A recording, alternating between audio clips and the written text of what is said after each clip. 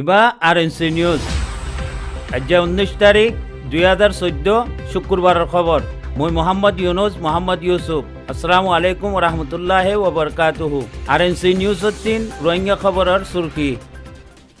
মামরা ফাত্তরগিল্লাওয়ালাইয়ে রোহিঙ্গা বাইয়ের শেকায়ত গজ্জে আরকানর মুসলমানের পরে নাহক এলজাম লাগাইবার কোশিশ।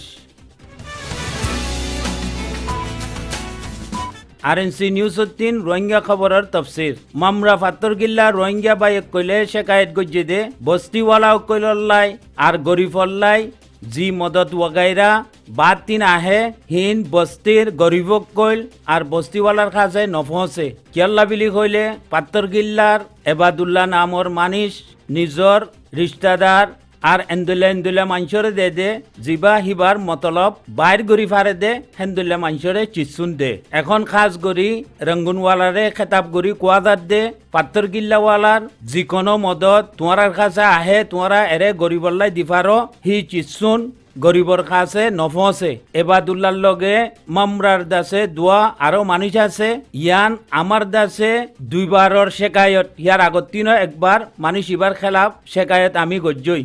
এখন আমি আশা করি দে এবারের মধ্যে খামাখা তোমরা অ্যাকশন লইবা বিলি।